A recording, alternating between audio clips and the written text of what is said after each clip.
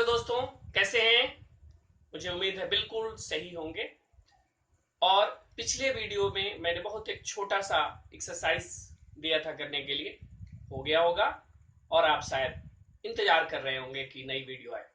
तो चलिए, आपके डिमांड पर आज मैं एक्सरसाइज 1.4 लेकर आया हूं। लेकिन उसके पहले हम कुछ थ्योरम्स डिस्कस कर रहे थे इस चैप्टर के, जिसमें 4 थ्योरम हमने डिस्कस कर लिया था। तो बचे हुए 3 थ्योरम पहले डिस्कस कर लें, फिर हम एक्सरसाइज 1.4 स्टार्ट करते हैं। तो हम चलते हैं थ्योरम नंबर 1.5 पे।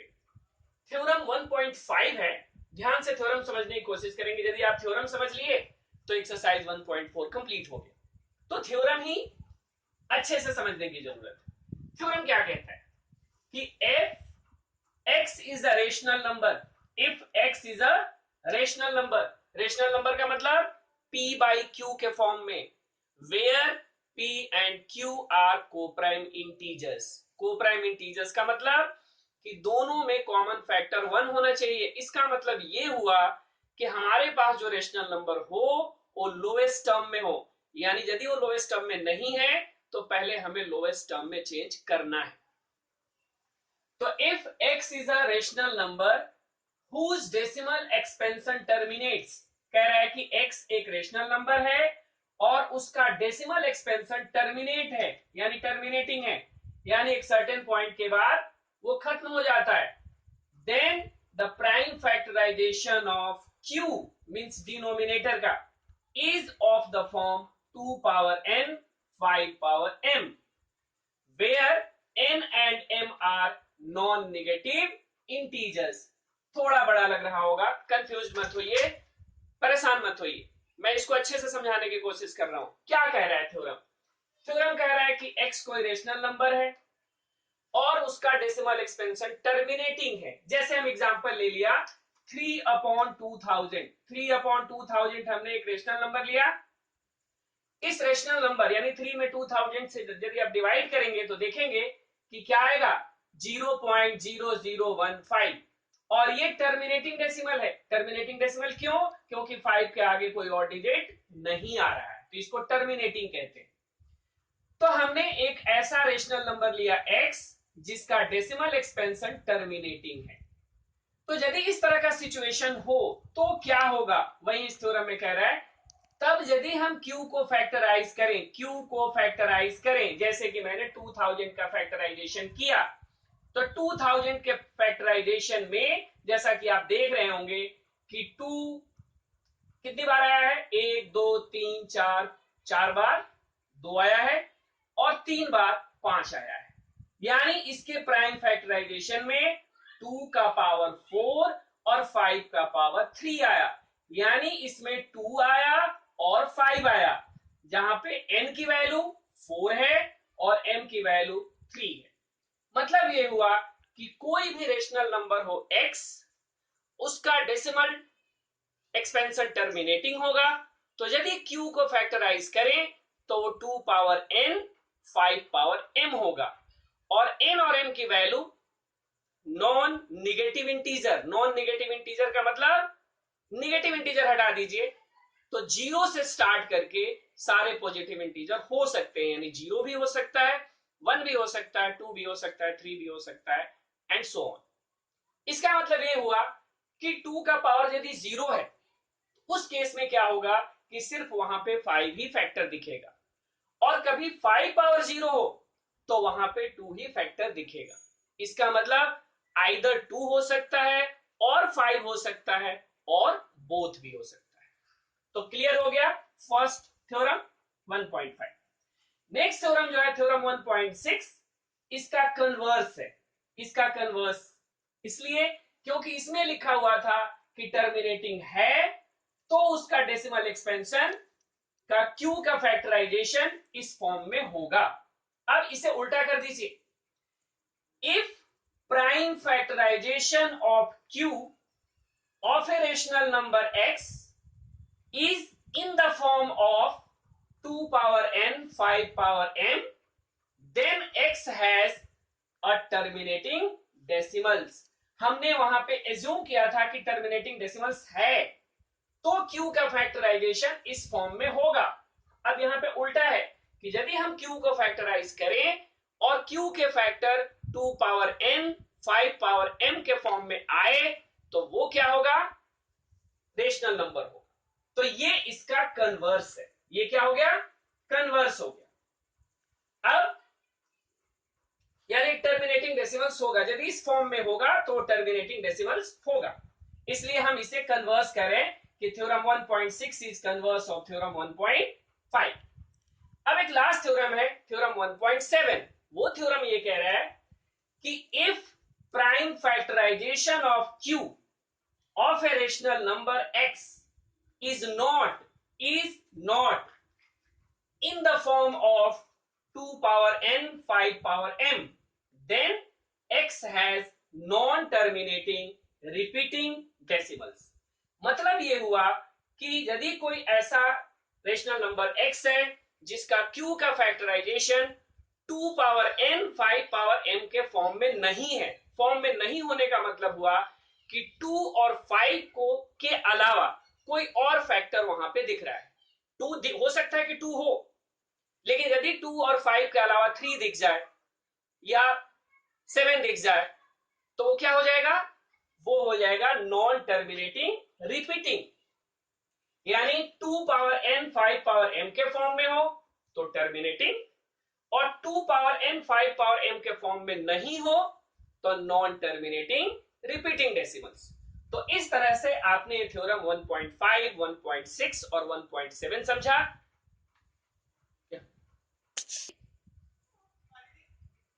तो स्टार्ट करते हैं एक्सरसाइज 1.4। 1.4 का फर्स्ट क्वेश्चन लेते हैं।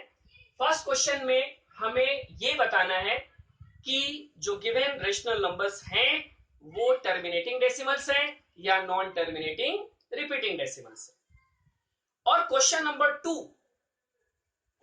2 भी 1 से अटैच्ड है, इसीलिए मैंने 1 और 2 दोनों समझाने की कोशिश एक साथ कर रहा हूं, तो मैं 2 भी ले लेता हूं साथ में। क्वेश्चन नंबर 2 में क्या कह रहा है, क्वेश्चन नंबर 2 में कह रहा है कि क्वेश्चन नंबर 1 में जिसका आंसर टर्मिनेटिंग डेसिमल्स आए तो आपको विदाउट लॉन्ग डिवीजन यानी बिना डिवाइड किए हुए उसको डेसिमल्स में चेंज भी करना है।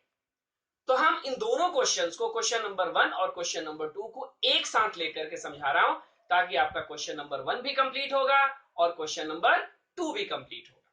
तो चलते हैं क्वेश्चन नंबर 1 के फर्स्ट पार्ट पे।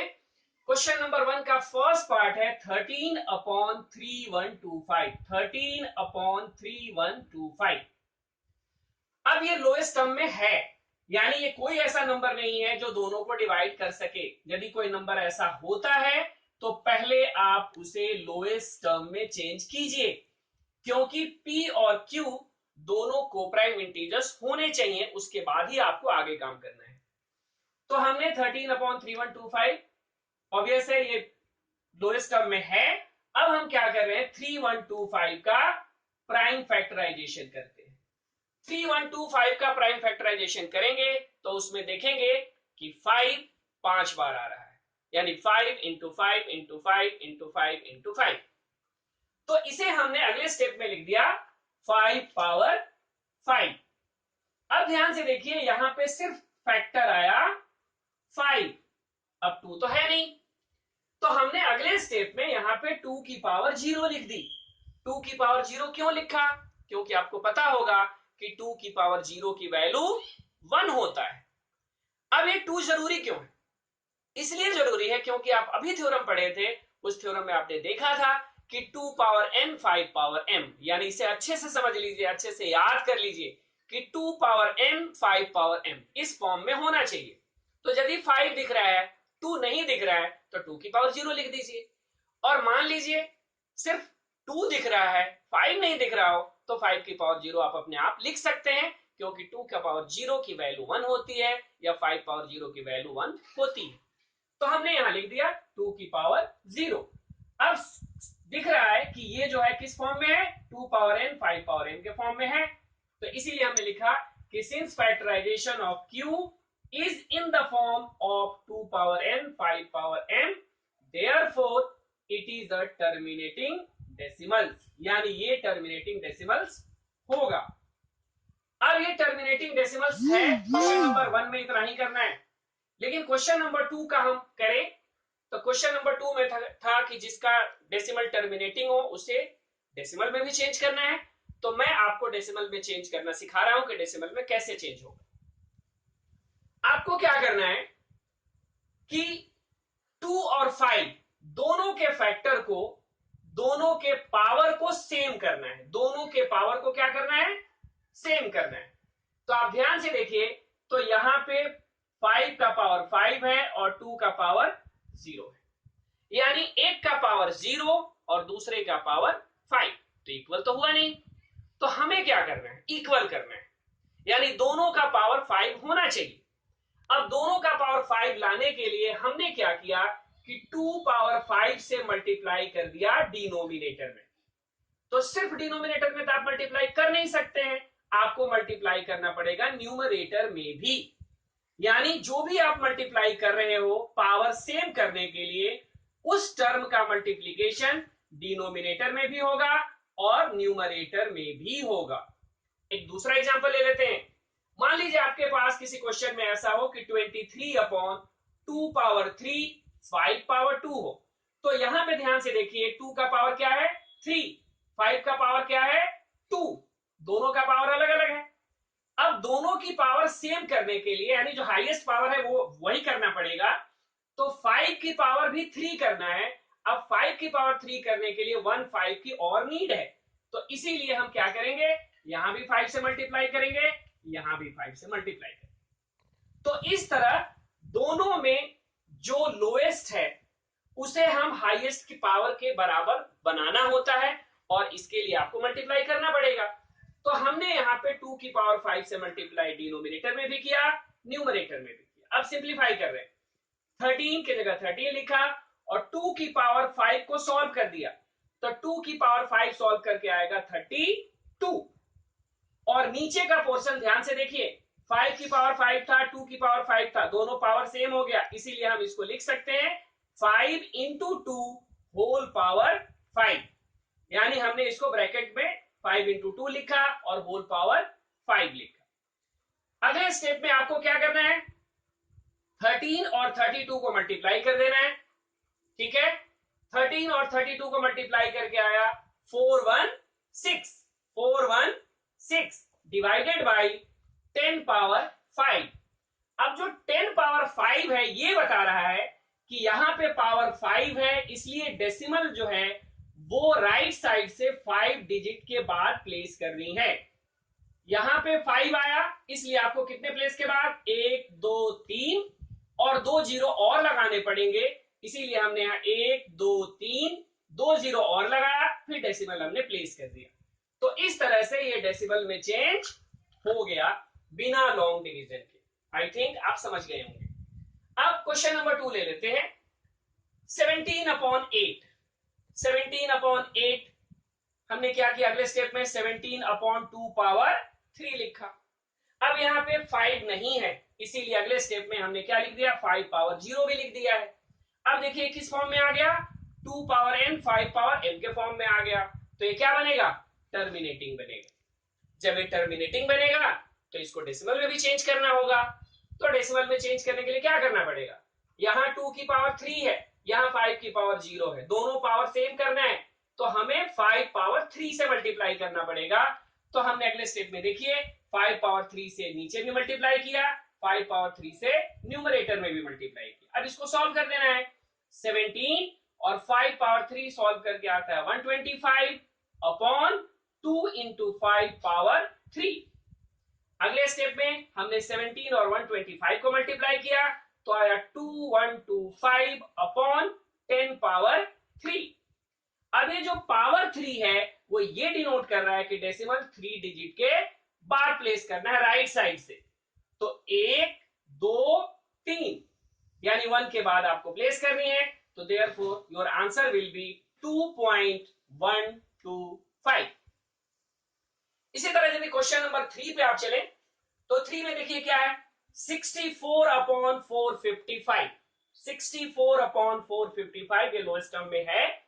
फिर आगे बढ़ते हैं, 64 और 455 का हमने फैक्टराइजेशन किया तो आया 5 इंटू 7 इंटू 13। अब ध्यान से देखिए कि यहां पे Q के फैक्टर में 5 तो है, लेकिन 5 के अलावा 7 भी इंक्लूड हो गया, 13 भी इंक्लूड हो गया, जबकि हमारे फॉर्म के हिसाब से सिर्फ 2 और 5 होने चाहिए थे। तो लिख देंगे आगे कि since Q is not in the form of 2 power n 5 power m, therefore it is non terminating repeating. ये नॉन टर्मिनेटिंग रिपीटिंग है और इसलिए इसे आगे आपको डेसिमल्स में चेंज नहीं करना है। यदि आप क्वेश्चन नंबर 4 की बात करें तो क्वेश्चन नंबर 4 में देखिए क्या है, 15 अपॉन 1600, 15 अपॉन 1600। सबसे पहले ध्यान से देखिए ये लोएस्ट टर्म में नहीं है, यानी इन दोनों को हम 5 से डिवाइड कर सकते हैं, इसीलिए हमने सबसे पहले इसको 5 से डिवाइड किया है। तो ये हो गया 3 और ये हो गया 320। अब हमने 320 का फैक्टराइजेशन किया तो आया 2 पावर 6 इंटू 5, 2 पावर 6 इंटू 5। ये कौन से फॉर्म में है, 2 पावर n 5 पावर n के फॉर्म में है, इसलिए क्या होगा, टर्मिनेटिंग। अब इसको डेसिमल में चेंज करने के लिए किससे मल्टीप्लाई करेंगे, जल्दी बताइए किससे मल्टीप्लाई करेंगे, एब्सोल्युटली राइट, 5 पावर 5 से मल्टीप्लाई करेंगे। तो आप 5 पावर 5 से मल्टीप्लाई यहां भी कर दें, न्यूमरेटर में मल्टीप्लाई कर दें, सॉल्व करके फाइनली 9375 आएगा और नीचे आ गया 2 इंटू 5 पावर 6। अब 2 पावर 2 इंटू 5 पावर 6 का मतलब 6 डिजिट के बाद राइट साइड से, 6 डिजिट के बाद राइट साइड से डेसिमल प्लेस होगा। तो यहाँ पे 1 2 3 4 4 डिजिट तो है, 2 और आपको जीरो प्लेस करना पड़ेगा। तो finally your answer will be 0.009375। और इसी तरह से बाकी पार्ट भी आप खुद भी कर सकते हैं। तो चलते हैं क्वेश्चन नंबर 3 की ओर। क्वेश्चन नंबर 3 बहुत छोटा क्वेश्चन है, उसके 3 पार्ट्स हैं और उस क्वेश्चन में क्या करना है, आपको ये बताना है कि रेशनल है या इरेशनल है, और यदि रेशनल है तो Q का फैक्टराइजेशन का फॉर्म क्या होगा ये बताना है। जो प्रीवियस क्वेश्चन में किए हैं उसी का अपोजिट एक तरह से हो गया। तो देखिए ध्यान से, पहला हम पार्ट लेते हैं 43.123456789। तो बताइए भाई ये क्या है, क्या ये रेशनल है या नहीं है। ऑफ कोर्स रेशनल है। रेशनल क्यों है, रेशनल इसलिए है क्योंकि इसका डेसिमल एक्सपेंशन क्या है, टर्मिनेटिंग है। तो जिसका डेसिमल एक्सपेंशन टर्मिनेटिंग हो वो क्या बनते हैं, रेशनल नंबर बनते हैं। तो इसीलिए हमने यहां पे लिखा है it is a rational number because it's decimal expansion is terminating. और जब ये टर्मिनेटिंग है तो थ्योरम याद कीजिए, एक थ्योरम था कि जब टर्मिनेटिंग डेसिमल्स हो तो उसका Q का फैक्टराइजेशन करें तो 2 पावर n 5 पावर m के फॉर्म में होता है। इसीलिए हमने आगे लिखा कि therefore prime factorization of Q will be in the form of 2 power n 5 power m where n and m are non-negative integers। अब आता है सेकेंड पार्ट। सेकेंड पार्ट में ध्यान से देखिए 0.120 1200 12000 124 टाइम्स 0 और आगे डॉट डॉट डॉट डॉट लगा हुआ है। इसका मतलब ये हुआ कि ये जो डेसिमल एक्सपेंशन है ये टर्मिनेट नहीं हो रहा है और साथ ही साथ रिपीट भी नहीं हो रहा है। आप कहोगे कि रिपीट तो है सर, 1 2 1 2 1 2 दिख रहा है, लेकिन ध्यान दे ब्लॉक के बारे में। यहां पे पहला ब्लॉक हमारा जो है 120 है, अगला जो ब्लॉक बन रहा है 1200 है, तीसरा ब्लॉक जो बन रहा है 12000। तो ये सारे ब्लॉक सेम नहीं हो रहे, जबकि रिपीटिंग में जो ब्लॉक्स बनते हैं नंबर के वो सेम होते हैं। ठीक है, तो ये 1 2 1 2 जगह जगह दिख रहा है, लेकिन ये रिपीटिंग नहीं है। चूंकि ये रिपीटिंग भी नहीं है और टर्मिनेटिंग भी नहीं है, तो ये क्या बन गया, इरेशनल बन गया। तो it is irrational because its decimal expansion is non-terminating and non-repeating। अब आ जाए थर्ड पार्ट। थर्ड पार्ट में लिखा हुआ है 43.123456789 और यहां पे क्या लगा हुआ है, बार। इसे बार पढ़ते हैं, बार का मतलब कि यही ब्लॉक, ये जो डिजिट्स का ब्लॉक बन रहा है 1 से लेके 9 तक, आगे और भी आने वाला है, यानी फिर से आएगा 1 2 3 4 5 6 7 8 9, उसके बाद फिर आएगा 1 2 3 4 5 6 7 8 9, यानी ये हो गया non terminating repeating decimals, non terminating repeating decimals.